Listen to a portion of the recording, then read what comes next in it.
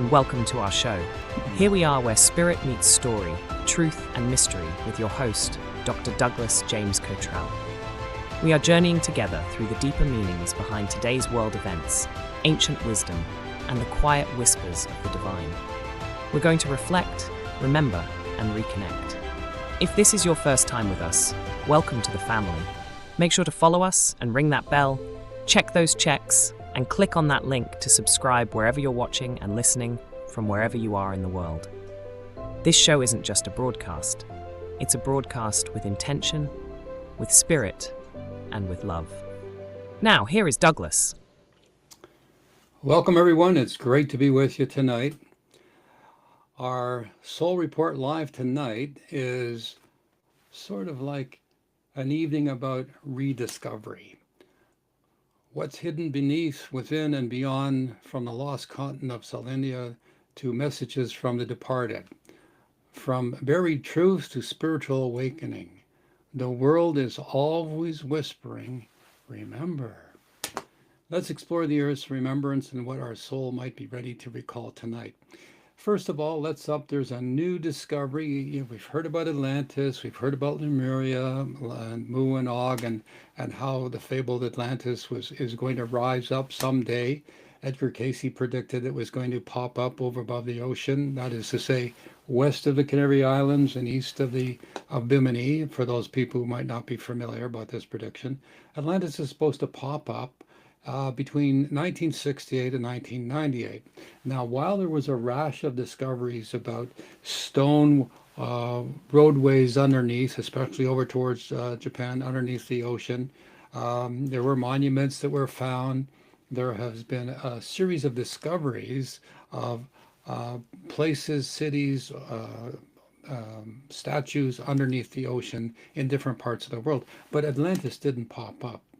But it might have, because there was some controversy back in the time, sort of towards the early 90s, that Atlantis may have been, the floor of the Atlantic had rised up and may have been trying to pop its head up. Well, irrespective of that, there's this continent, and it's called the hidden eighth continent of the world. And pardon me if I'm saying it wrong, but it's Selenia. It's a submerged continent beneath New Zealand, and it's been confirmed, or it's referred to by many in the know as a full eighth continent. Apparently it was once part of Gondwana, now mostly underwater with visible peaks from this submerged continent like New Zealand and New Caledonia. Atlantis similarly sank, as the saying goes. A spiritual echo across cultures called Selenia rises again. The metaphor for spiritual awakening, what's hidden can resurface. The earth holds memory just as we do. You know, the earth forgets nothing. Underneath the waves, it remembers who is. Perhaps we should do the same. Understanding this particular continent and the submerged messages it might have, we're bringing this to you tonight to say, you know, there are more going on in the world than what we care to understand. And as we continue to develop ourselves, so we begin to develop this consciousness with the earth. You know, I wonder, even the earth dreams of what it used to be. Maybe it does, but so do we. And, you know, what sinks beneath the sea may someday rise in land or in our soul. So as we begin to attempt to understand this mythical place, you know, we wonder, why now? Why at this point in our century are all these revelations coming true? Like a confirmed continent, it's so big that well, I guess it's so big, it's like where is it? It's so gigantic. It's bigger than Russia and Europe, and it's submerged. It's a crusty part underneath the earth itself, underneath the ocean rather, but it is definitely confirmed as a continent. So as we continue to develop this understanding and looking at this new continent that might rise up one day, we're looking at, you know, the stories about cosmic connection and the world. We're looking up into space, and we're looking at that 3-eye atlas, which is coming at us. It's going to be a near miss. I'm going to report tonight. It poses no threat to Earth. It closes its approach far beyond Earth's orbit. So don't be worried. Don't be afraid. We're not going to be invaded by off-world entities. It's not going to be a close call, and it poses no threat to Earth. Okay, it composes an unusual rich CO2, icy, probably organic atmosphere or content, raising interest among scientists studying prebiotic chemistry and life's origins. Okay, that's nice, but it's still way out there. We've been told, and it's on YouTube and different places, that this seems to be an alien craft coming our way. But some researchers continue to discuss the provocative ideas of its non-natural origin, cosmic seeding, if you will, not mainstream, but vivid for spiritual philosophical reflection. So let's understand that what's out there in this, as we keep tracking this every so often, and we try to bring it up here and tell you what we need to know. And none of the peer perceived geographical or marine survey publications mention or discover human-made remains, archaeological shifts, or artifacts on this submerged part of Selenia. The seabed simply has sampling rather has primal retrieved ancient rocks, granite, basalt, sedentary rocks. Selenia's final submersion began tens of millions of years ago, long before the modern humans existed. Well, okay, I don't have a memory that long. Maybe my soul mind does. But because this place sank so long ago, any hypothesis of human civilization existing on Selenia before submersion would require rewriting timeline of human history. Well, that's been done before, so I wouldn't be surprised there. But let's look at this situation. We see in the heavens, we're seeing this object coming towards us. It's causing a lot of stir in many of the social media that this is an alien craft. This is a probe. This is sending out radiation. It's sending out a signal, somewhat in Morse code, something like that. And then we have just last week this continent as being confirmed as the eighth continent of the world. And it was a part of a bigger continent. I think if I could read my notes, Godawa, I think is how you say that, Gondawa, which was a huge continent that had Arabia, South America, Antarctica, and the Isthmus of India all connected at one time. And this continent broke off from this major Earth supercontinent, if you will. And now, just recently, it's being discovered. Okay, so what's that got to do with anything? Well, it's the idea is that we're finding and discovering things that have long been sitting right there in front of us. And tonight we're attempting to find out, what's going on, what is happening beneath the seas, but also what's above. Have you ever had what have you had, if you will, of an earth-shattering, sort of life-changing moment? Have you ever had one of those? I'm sure we all have, but tonight we're going to find out a little more about those changes. We have a wonderful interview come up with Lisa Najjar, who is going to tell us about her experiences with those famously dead folks that are in the Akashic field or in the great beyond. And she has a book called Dying to Tell You, Messages from the Famously Dead. So with Submerged Continents to Soul Messages, we welcome our guest tonight, Lisa Najjar. No, she's no stranger to the Soul Report, I'm sure. She's a wonderful writer, and I got to tell you a little bit about her. She is also a transformational speaker. She shares messages in her book, Dying to Tell You, channeled messages from the famously dead. Who's the most famous person you'd like to know about? Maybe you can call in and on the email, the Soul Report Live at gmail.com, or if you're online with us right now, check in on the chat and Oz will take your question. Maybe there's some famous person that, Lisa already knows intimately, if that's the word, and she can give you a message from them or talk about them. She's an intuitive consultant and executive producer of an award-winning documentary called What If? The Movie. It focuses on humanity's truly unlimited potential. All right, so let's go on with creator of World Unity Design, a peace sign for a new generation, supported by some amazing people. She's the creator of What a Fool Believes, a spiritual comedy TV series. Wow, Lisa, that's amazing. So, welcome to the show. It's great to have you on. And, you know, so what's your favorite person on the other side that you can get this message to? Maybe they got something wise or wonderful to say to me tonight. But welcome to the show. It's a pleasure to have you here.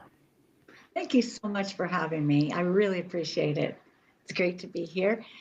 And you're starting with a very difficult question because I was thinking about this. George Harrison, I absolutely loved, but I also really, really loved Elvis. I think it's kind of based on the messages that they gave. Some of them just touched my heart so much, and Elvis's really did. Um, and oh, there's just it's hard. It's hard to choose, but I'll go with George Harrison. I felt the most connection to him probably. Um, so I'll say him. Okay. Well, listen, everybody's thinking right now, how do you do this? Or that can't be true. Or how really tell me about it. So to give everybody a little bit of those people. Our show is has a multi-dimensional group of people. They're really smart and they're curious, and so they might be asking questions in the chat that Oz will butt in with one, and or they might send us an email, the Soul Report Live at gmail.com, and ask you a question. But okay, just a brief. How do you do this, and how did you get started? I mean, did they knock on the on the table? Would you have these poltergeist kind of moments, or yeah, it's fascinating. How did you get started, and well, how do you do it? Well, I was born a natural medium and psychic, so it was always with me, and I didn't think anything of it, to be honest with you. I didn't want to do it for a living, and I just kind of had it filed away in the back. And I was a court reporter, is what I did. So it was in 2015, or actually it was more like 2013, 14-ish, when suddenly or sorry, who was it? First Elvis, or no. I've got to get my story straight. Oh, there's First so it many. was, yeah, first it was Disney. Walt Disney came to me and he asked me if I would do a project with him, if I would do something, if I would channel a book. And I immediately said no. I thought, well, why? Like I said to him, I'm not a writer. Why would you do this? Why would you come to me? And he said, yes, but you take dictation, and that's really all you need to do, which is what I did in court. So, but I still said no. I was, a single mom, and my son wasn't yet in university, and I was focused on that and earning my, a living, and I just didn't have time for it, and I didn't really understand it, and I did say no. Then in 2015, um, Walt Disney came back, but this time he came back with Abe Lincoln and George Harrison. And they all came and they asked, will you now do it? Your son is now in university. Could you do this for me now? And, again, I kind of balked and argued with them a little bit. And finally I said, okay, fine, I'll do it. But I said, I'm not doing anything. If you want this done, you guys come to me, you do everything. I'm not marketing it. I'm not going to do anything with it, orchestrate the whole thing from the heavenly realms, because this is not what I want to do. So if you want to take care of all the back end stuff, you go for it. And I kind of left it like that. And they did. They just started coming to me very deliberately. It was very different than my normal channeling. It was kind of a production, and I would feel them come in. It was often late at night. I was a bit of a night owl, so I don't blame them for that, but they'd come in sort of later at night, and I could almost sense a curtain opening, which I never get when I channel, or when I do readings for people. That is what I do for a living, but I never see it like that, where it's very distinct. And it was like a stage, and it was like the curtains would open and I didn't know who it would be. And so a lot of these folks would come in, these deceased, famously dead, and some of them I didn't even know anything about in real life. I didn't. And one of them, Waylon Jennings, I didn't know even who this man was. And a few of them I didn't know, had they died? I mean, is this true that I didn't know, but I just had to go with it. And they channeled through me, and how they do it is they would sort of impress upon my mind what they wanted to say. I would then use my language, my vocabulary, and I would type it out or write it out, depending where I was. Sometimes I'm on the plane, sometimes it's at night. And then I would say, is this what you mean? And they would correct anything I got wrong. So it's my words, but their message, if you will. And that's kind of how we went. And it spanned over a few months. And I never knew when they would come. I never asked for it. The whole thing was unbidden. They just came when they felt like it, brought who they wanted to, and talked about what they wanted to. So I was kind of just taking dictation, literally. Wow. Well, that's what you did as a court reporter, right? You're a cop. That's right. That's Yeah. right. I So worked in the Supreme Court and all the courts in Canada at the time, and I just took dictation. It was wherever they wanted to go with it. well, it makes perfect sense. Yeah. The question is, you know, I have this image of that movie Ghosts, where Yeah. there's a room full of people trying to talk through Whoopi Goldberg, and they're all crowded. And from you just described, you didn't know who was going to show up, what they were going to say. Um, were you afraid? Did you wonder, you know, like, where's this coming from? You know, like, how did you feel? Like, I mean, you say people are showing up, so it's kind of like an adventure every night. And Yes. okay, well, tell It us. was very much an adventure. And the thing is, even though I didn't do it for a living, channeling or mediumship or psychic, readings, I didn't do it for a living. But I mean, it would just come out, just interesting facts, or sometimes deceased people would just show up, and I would give a message to maybe someone I knew. And I should just let you know that just before that, there was a high-profile missing persons case in Calgary, Canada. I didn't watch the news. I had never watched the news at that point. I was one of these people that just didn't want to fill my mind with that sort of thing, any kind of negative stuff. So I didn't really know that there was a missing persons case. But one day I had heard about it from somebody, and then I happened to be talking to a friend over lunch, and she brought it up, and I said to her, as soon as she brought it up, because she had lived in the town where there was a man and a lady, that a husband and wife that went missing, an elderly couple, and she had grown up in the town that they were from. And as soon as she mentioned them, we're just having lunch, and I suddenly could feel the lady there. And that lady followed me home. She followed me home, and she stayed with me for 2 weeks. And all she kept saying was, you have to find my daughter. You have to find my daughter. And I kept saying to her, listen, I don't know who you are, and I don't know your daughter, and I don't know if you have many daughters or one daughter, and I can't make a phone call to somebody that I don't know that's looking for you and tell them that you've come to me this way. Like, please don't ask me to do this. And I tried to put this lady off. She just kept on. And so after 2 weeks, I finally said, I can't take it anymore. Okay, fine. I'll look for your daughter. And she said, wait, before you do that, she said, go get a piece of paper. And she asked me to do that. So I got a nice piece of paper, and she channeled a poem through me. And I don't do poetry or anything like that. So I just took dictation. Well, then I did try to find this woman, and it wasn't very difficult because, it was a high profile case. I got hold of her. I didn't know, I said, it was really hard conversation to have. I didn't know if she believed in this stuff. And she said, yes, I do believe in this. I've worked with over 150 or something psychics and mediums, and nobody has given me evidence about my mom. And I would like to come see you. So she came directly to my house that night. And the first thing I did is handed her that poem. And that's when she said, even after all those psychics and mediums, I never believed any of them connected to my mom until you. And the reason is because just before they went on this camping trip, we had a talk in the kitchen. And one of the last things she said to me is, if either of us pass, the way we'll communicate to each other is through something in writing. And if it doesn't come in writing, it's not from us. And that was going to be their sign. And so I handed her this poem, and she knew it was her mom then. And at that moment, she knew her mom had passed. And so it was a very sad kind of a revelation for her. But when that happened, that kind of made me think about how important this gift is and how it can be very healing and revelatory. So when these deceased, famously dead, came through, I had that experience recently, and I thought, maybe I should listen to them, and maybe there's something they really want to communicate that's important. And that opened me up to it. So no, I wasn't scared at all. But it was understandably I was curious. We'll just say that. I didn't know what they were going to come up with and what were they going to share with the world. So it was kind of an adventure, as you say. Yeah, Yeah. well, I'm thinking, did you get any sleep when they show up? Yes, and there were many times where I had to ask them. I said, "Look, it's really late, and I've got to, they're in the middle of their message, and I'd say, I can't keep doing this. I'm so tired, or I have a headache, or whatever it is.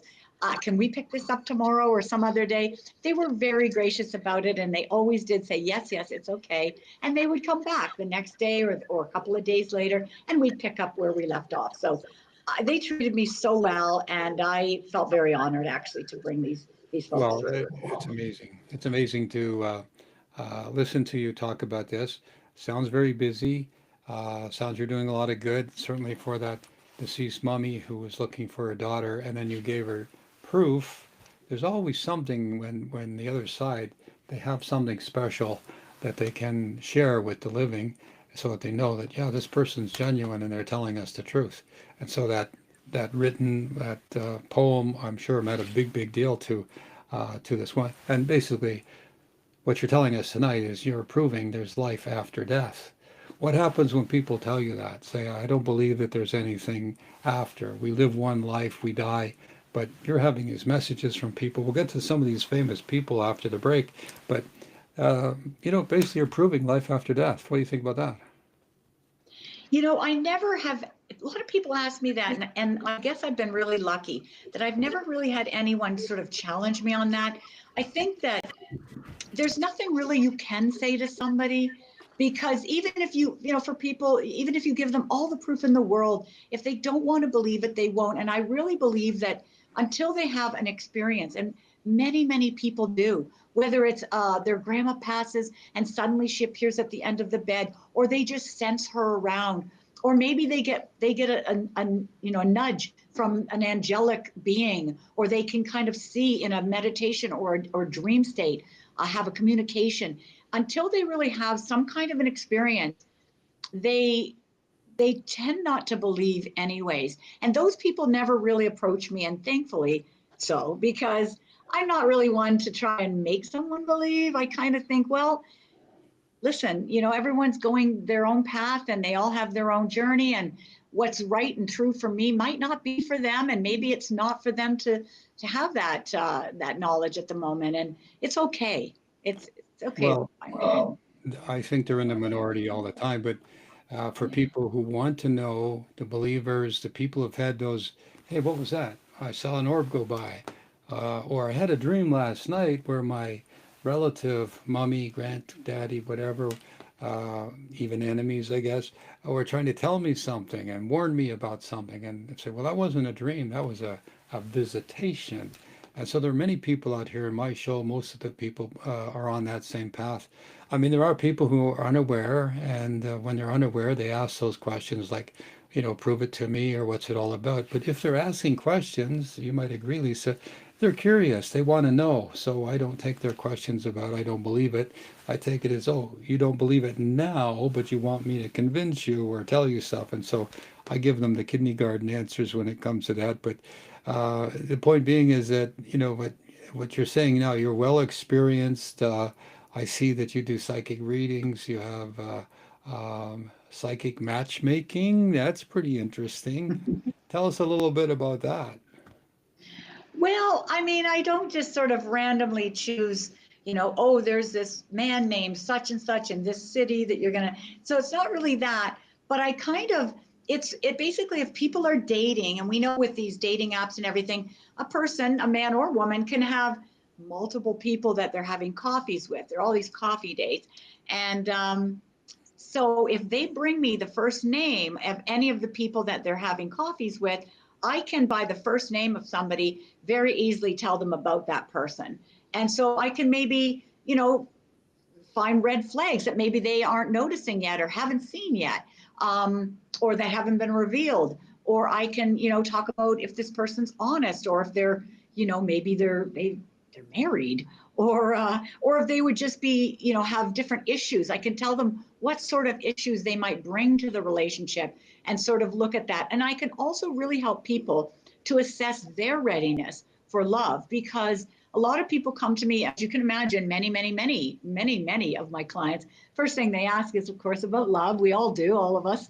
When I go to psychics, I do. And, a lot of times, if we have blockages from past lives or erroneous beliefs that are there from past lives, let's say we have fears of success with love, or we fear men in general, or we fear, or we have, we've been betrayed in past lives, or even this one.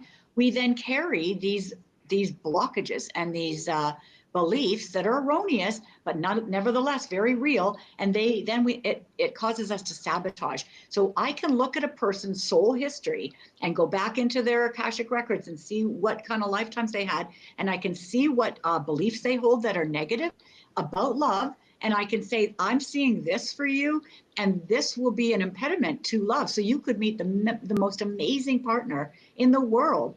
And if you have that belief, you're probably going to start sabotaging or blocking it, or they're going to feel the resistance energetically. So I can help them prepare for love by showing them what's in the way of it, and maybe offer them ideas and suggestions to resolve those things once and for all. And they really ought to, whether for this life or beyond, because whatever we don't resolve in this life, whether it's, beliefs about love or money or success or any of it, health, good health, we carry into the next life like baggage, and it will show up. So you can't even die your way out of this work that we're here to do, which is to resolve issues.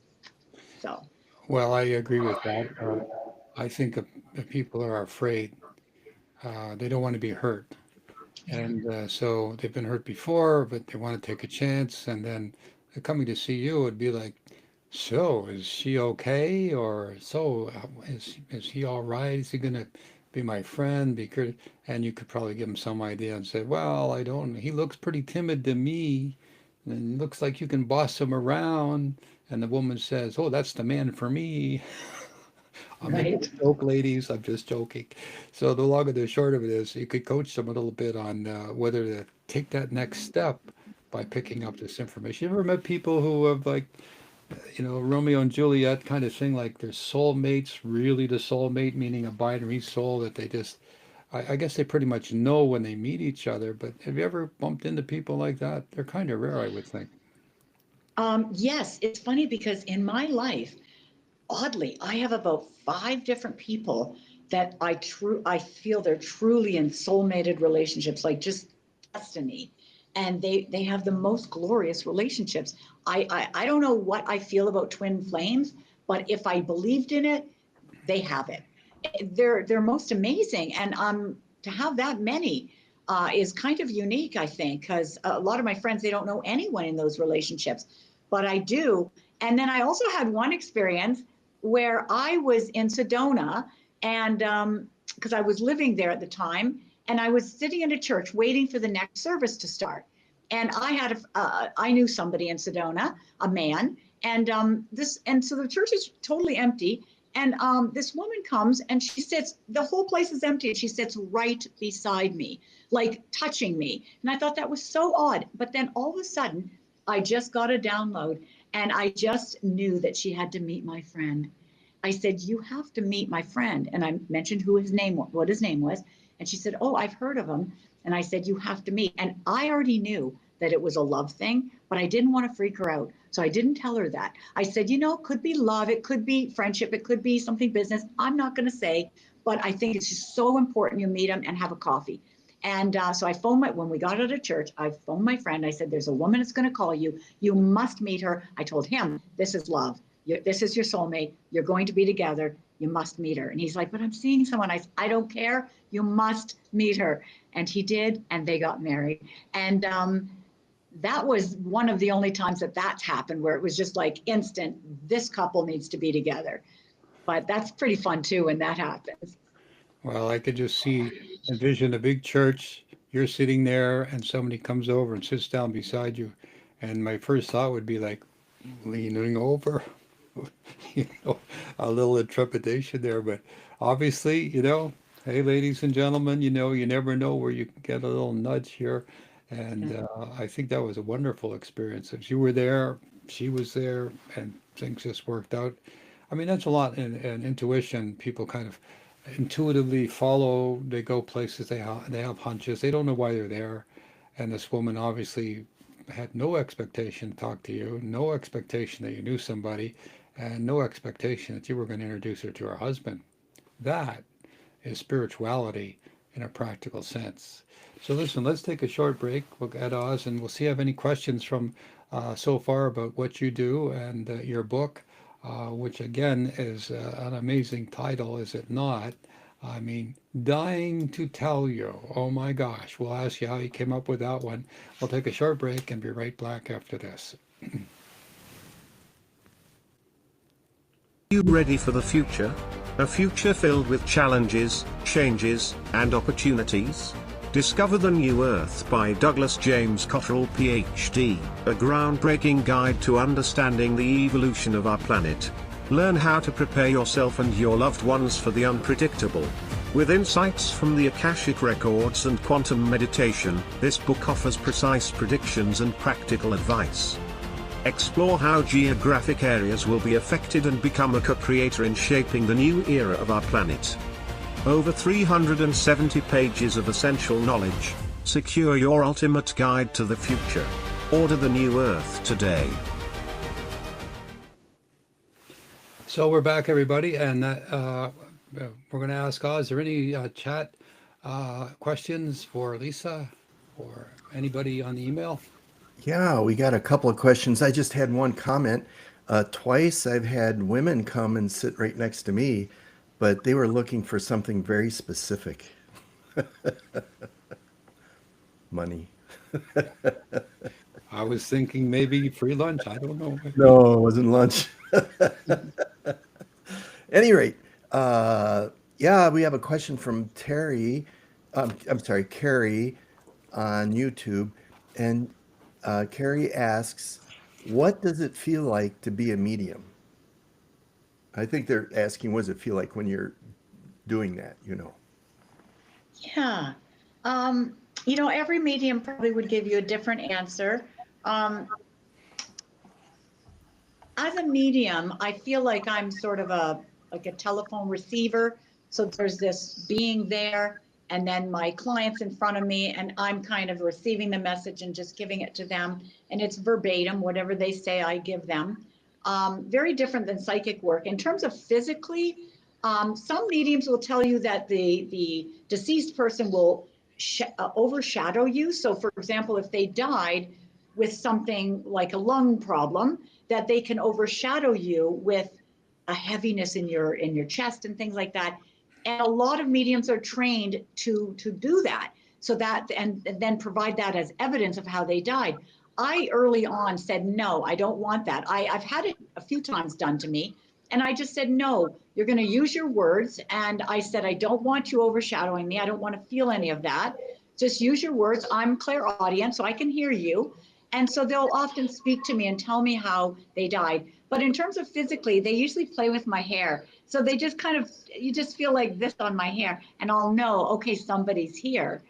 Very different than when I channel, say, Jesus or Mother Mary or something. That's my third eye, and I'll feel that pulsing, and I'll know there's a master, and that's very different energy. When I channel a deceased loved one, it's a heavier energy, and I feel very drained at the end of it. When it's a master energy, it's very high frequency, and I feel like I'm on another dimension. Like, it's just so amazing. I'm not grounded. I feel so good, so light, and I really have to work to ground myself. So very different energies. When I do psychic energy, it's just sort of a neutral, sort of flat, but yet happy energy. So all three are quite different from one another physically. So I think the lady asking that question was basically saying, like, what's it like? And you're saying, well, you feel things, you communicate things. And I guess what she's really saying is, like, how do you balance that between the everyday world and the spiritual world? How do you do that?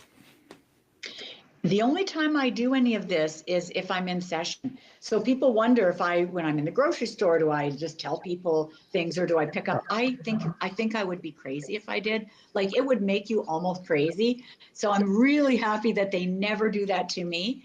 They only do it in session when I'm asking for it. I mean, I won't. Well, that woman in the story that I told you when I was having lunch, that was an unusual case where they bombarded me and just showed up. It's happened occasionally, but I would say it's not a common thing for me. I know other psychic mediums though that do get messages when they're out, and they don't know what to do with it, and it's kind of intrusive. And sometimes they will approach the person, but that's not me, thankfully. So Oz, we have another one. Yes, we do. Um, there's a question. I'd like to ask Tesla about healing modalities as well as free energy, and how can we access it today? I didn't quite get that, Jack. What they want Lisa to talk to Tesla, or they Yeah. want to do that? Yeah. Oh, okay.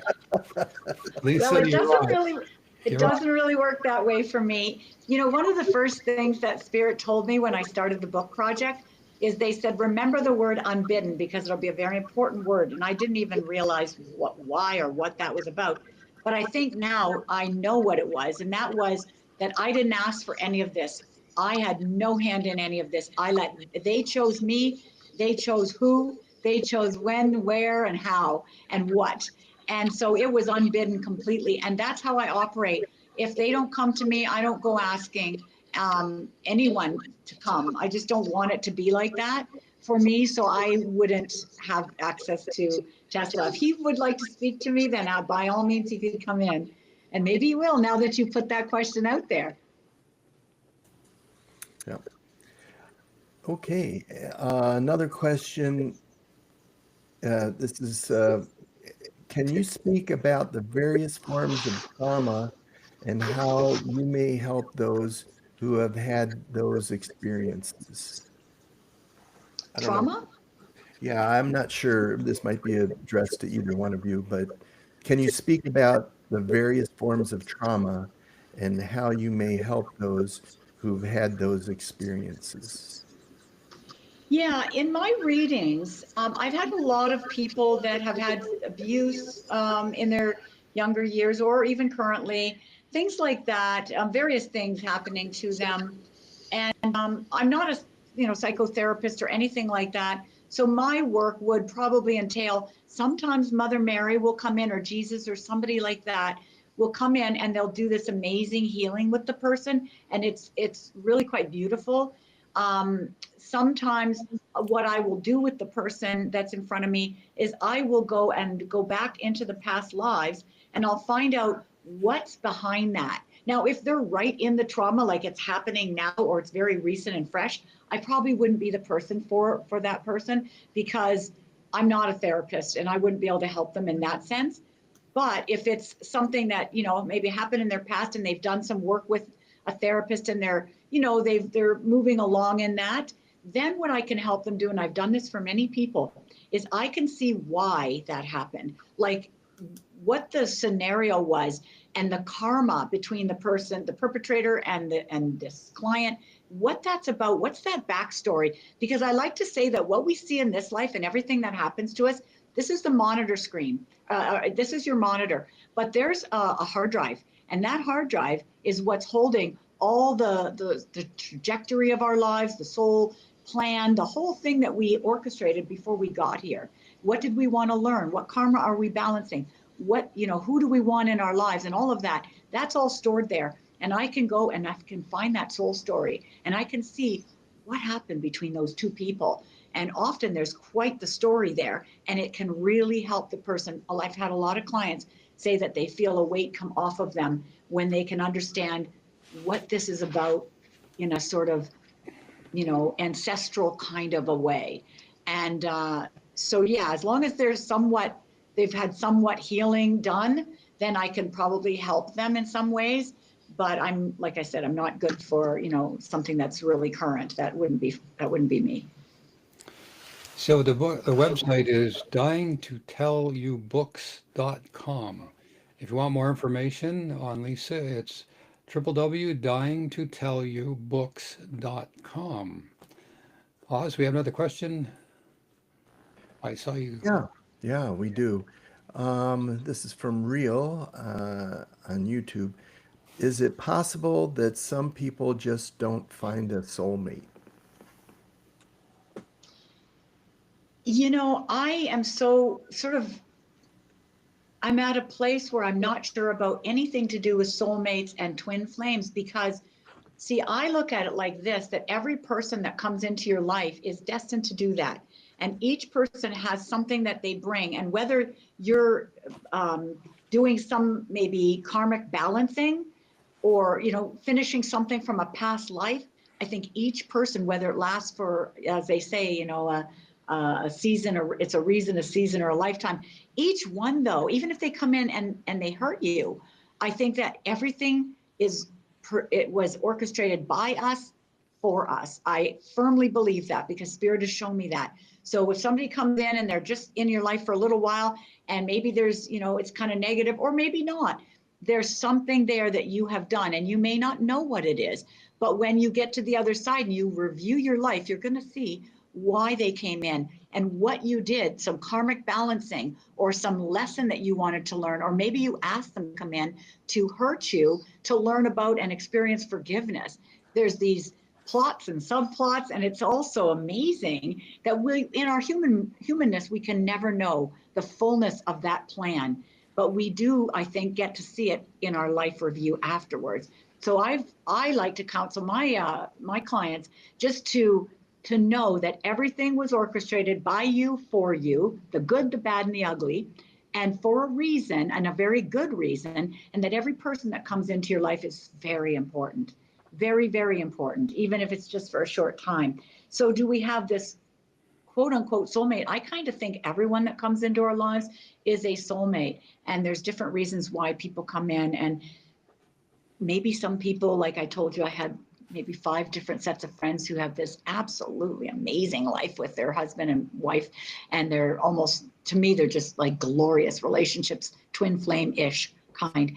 I think there are some people that maybe at a certain point they choose that skate life and they just want that perfect, and that's an experience they want, so they choose it and they have it. But for most of us, we come to learn and grow, to grow ourselves in love, and so we pick people that can grow us, and sometimes that doesn't look pretty. Yeah, well, opposites attract, right? So, So I mean, hopefully that helped. I did, I've met couples in my life, and they've been fighting all the time, but that's how their marriage was. It was based on fighting, and then the making up later. Oz, next. Yep. Um, with our environment being so toxic, how do you recommend we deal with daily energetic hygiene? Whoa. Very good question. I think you're right. And especially since I started getting world messages in 2018. I've never had those before. So 2018, 2019, then going into 2020, a lot. And then 2021, and 22 and 23, a lot. And I didn't want them. I didn't want them. But they showed me where we were headed and what was going on. And they said that it's going to be heavy and dark. So there'll be a lot of darkness and dark energy, and we had to watch it. And I know that in talking to friends of mine that are psychic professionals, we all see the difference starting in about 2019, 2020.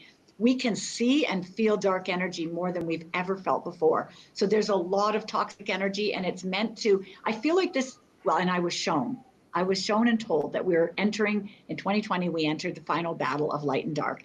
So there is this battle going on of these light forces and dark forces. And I feel like it's really important for people to get right with God, stay close to God, do your spiritual practices, your yoga, meditation, chanting, whatever, prayer, whatever you do, just really do that. And then also cleanse your energy every day. You can just visualize every time you come home from anywhere, just visualize a golden or a beautiful Christ light shower coming down on you, or actually take a shower and just imagine that the water is just Christ light coming down, and just state that you want to cleanse all darkness and negativity away from anyone you've picked up or anywhere you've been. And do that every single day when you come home from being out. I also start the day with just putting a bubble of protection around you and myself, and you can ground yourself And anytime you're around people that are negative or miserable or toxic or mean-spirited, just make sure to really cleanse your energy right then and there and maybe put a shield between you and them. So doing a lot of that energetic work, I think, helps. And also your home. Don't forget your home. Anytime you've had you've been kind of in a depression or maybe been sick or had people to your house that are really negative, you want to cleanse that house, whether you use holy water and you spritz it around and say a prayer as you're going around, or sage or something like that, even bells or any kind of clapping of your hands to break up negative energy. Do that weekly or monthly, and things like that. Cleanse your spiritual objects as well. So that's kind of the stuff I teach in my classes. Well, that's an awful lot of energetic hygiene right there. Uh, Okay. Oz, we got another one? Or are we going to go to a break soon? So let's have one more. Um, yeah, I think that would be it. Can you channel someone that is alive? How do you do that? Well, I have, and I'll Really? tell you the circumstance of doing that. Generally, no, not just a normal, just average functioning person. But I've had a couple times, I do these things called evenings with spirit groups. And so you can be online and you have your group on Zoom, or it's in person if you're in the city that I'm in. And so I'll gather, 8 to 10 or 6 to 10 people, and then I'm channeling. So one was in when I lived in California, and I was sitting there in the back, beautiful back gazebo area. And all of a sudden, I look at this man and I start channeling his father. And I said, I know he's alive, but I'm channeling him because he is not able to speak to you. And That sure makes enough, he had Alzheimer's. And so that man could not speak. Whatever level he was at, he couldn't even speak anymore. And so he got to say to his son all the things that he wanted to say. And this son visited him regularly, but he could never hear anything from him. And I got to tell him so many things. And it was one of the most beautiful channelings I think I've done. So, and I've had a few since then that are really like they have ALS, for example, or things like that. And they've called, and maybe their husband is the sort of go between. And they maybe are typing something out or writing something or signaling what they want. And then the husband will ask me a question, and I'm able to do that and to speak to them and speak through, have them speak through me.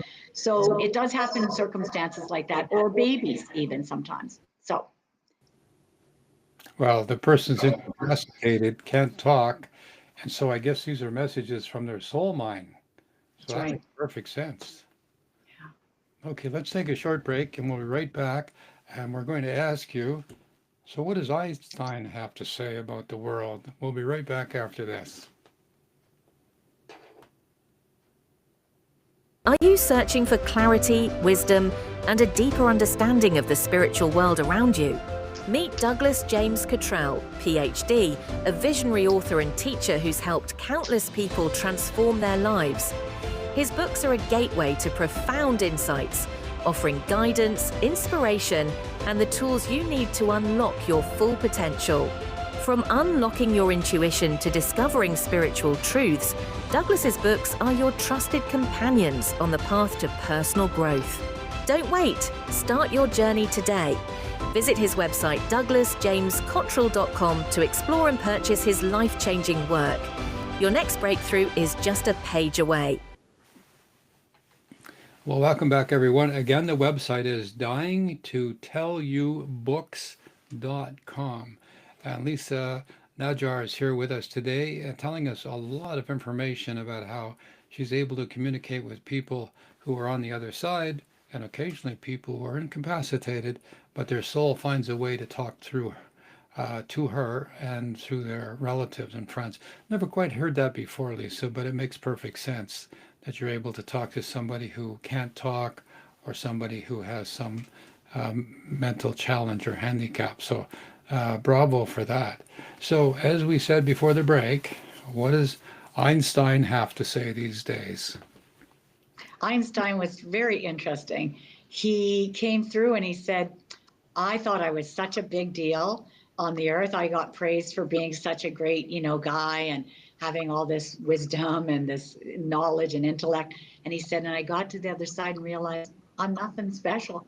And he said that was really hard for him to deal with, that he's just ordinary, but ordinary in the way that we're all special. He's no better or worse than anyone else. And so he came up with the new theory, and it was the theory of irrelevance. And he said, really, everything is irrelevant because we look at people, maybe somebody that's really successful or just has, their life looks like it's perfect or whatever, or they're just really good. They're always doing good things, and we judge them as good or bad. We label everything we see. And he said, we need not do that, because what he was seeing from the other side is that we don't know why anyone does what they do. Sometimes people are just really good to people, not because they're good-hearted, but because they need approval, or they don't feel good and they want to be liked. And so it's all actually very selfish what they're doing. And but we don't see that part. We just see them always doing, and helping and helping and helping. And so he said not to judge anybody, the good or the bad, because we don't know their backstory. We don't know what they're really thinking and why they're doing that. And so we need to just look at everything as just kind of stay neutral when you see things, kind of like, okay, that's interesting, and leave it at that. Not to get too caught up in that's good and that's bad. That's this and that's that. None of that. So he really learned a lot from the other side, and he taught me a lot, actually. Well, as you mentioned earlier in the show, Elvis Presley. So here was a man who had great wealth and absolutely no responsibility. And so he had like a life of, well, an amazing life. He was ever popular. He had a lot of lazy friends in his life. You know, I wouldn't care to guess how many thousand, but anyway, long and the short of it is, he was blessed with this genius, this voice that was masterful. He was famous the world's over. He was in again, like somebody of great magnitude. What did it feel like when he started talking to you? And did he have the same sort of like, I'm nobody on the other side, like Einstein? I don't think so. I think he would know that he was somebody there as well as here. What do you think? Well, actually, he came through when I was on a plane, and I was flying from Phoenix to Nashville.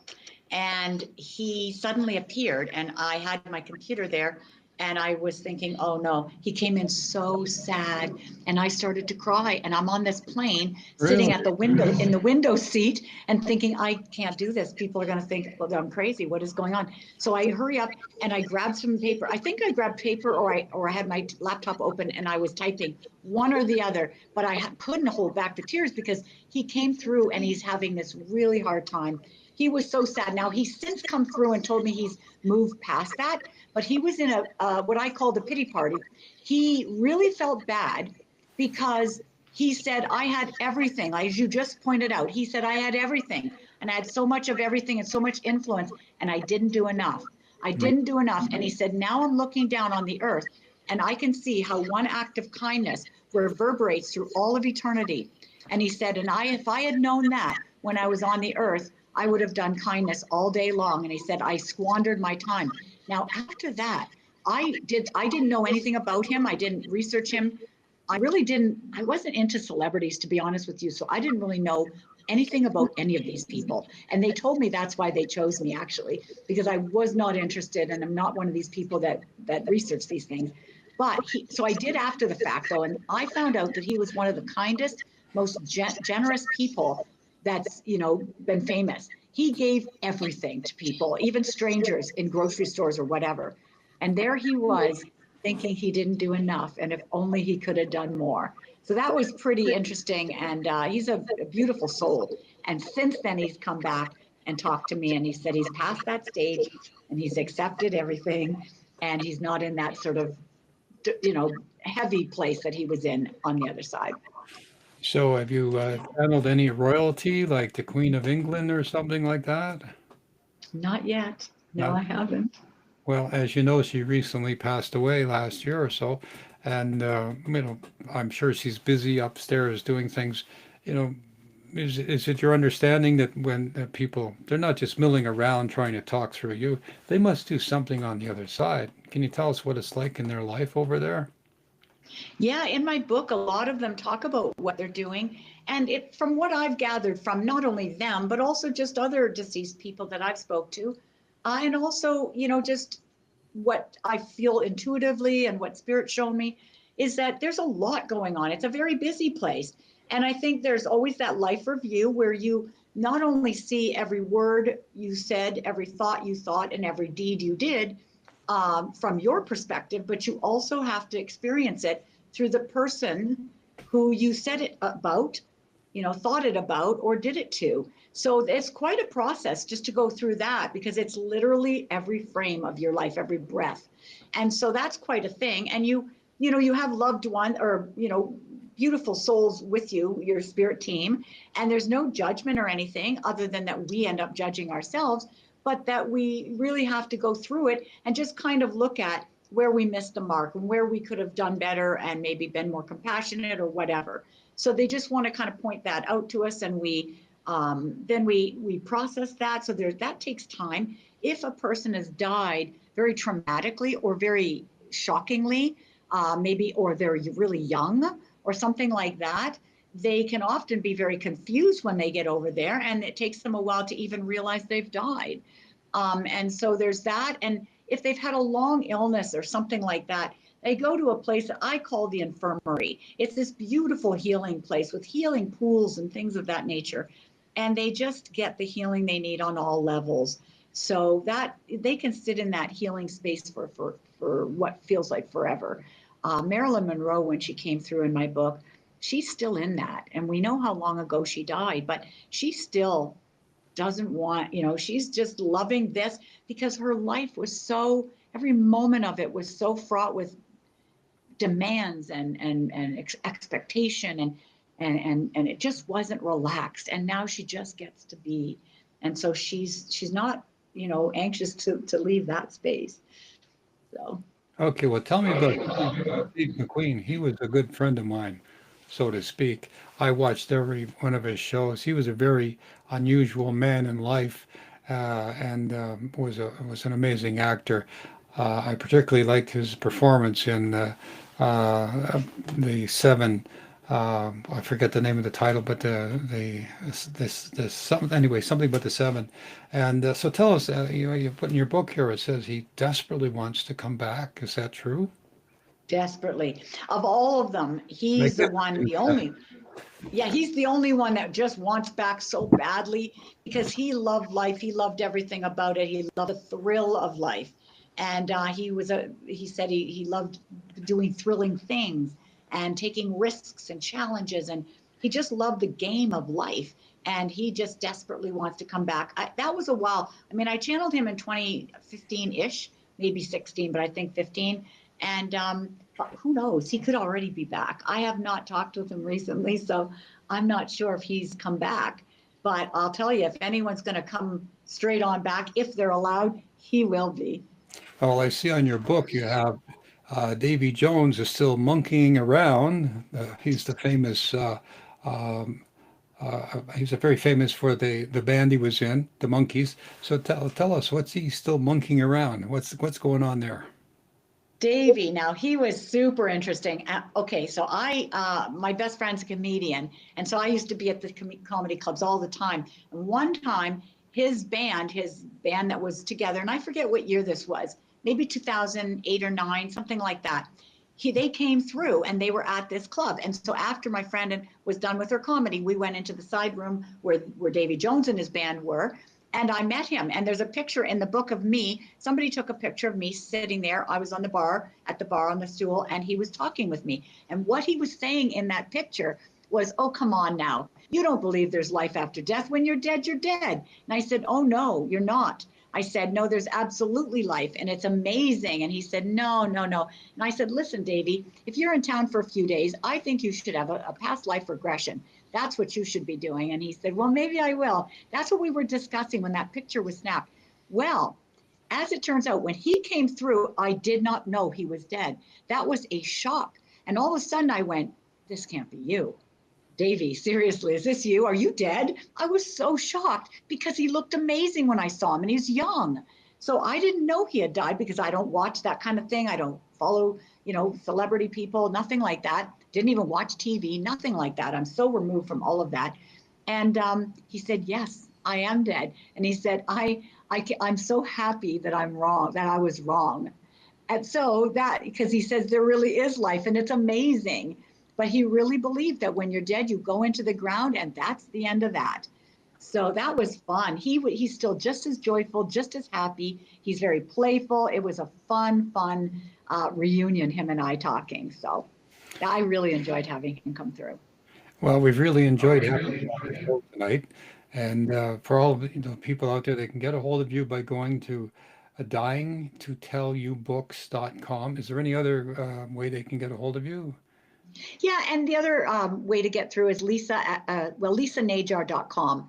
So, and to send an email to lisa@lisanajjar.com. But that's the main way.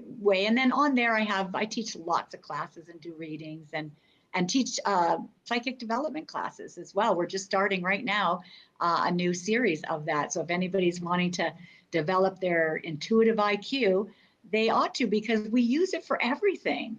Literally everything in life. Even if you don't want to be a psychic, you use it for everything from, like I say, buying a house to picking a spouse and everything in between, right? Well, again, you've been a great host tonight. Great guest tonight, and we really appreciate it. Everybody, we'll see you right here on the Soul Report Live next week. I want to thank Gauze Behind the Curtain, his co-producer, Jack Balick, myself, Dr. Douglas James Cottrell, and our lovely guest, Lisa Najjar, with 2 J's. And we'll hope to see you sometime in the future. Over there, over there, over there. May it be a wonderful world for all of us. So until next time, my friends, we'll see you right here. Next week's guest is Tom Lane, and he's talking about infinity within. So we'll find what that's all about. So until next time, may God bless. Peace be with you. Enjoy the holidays. God bless.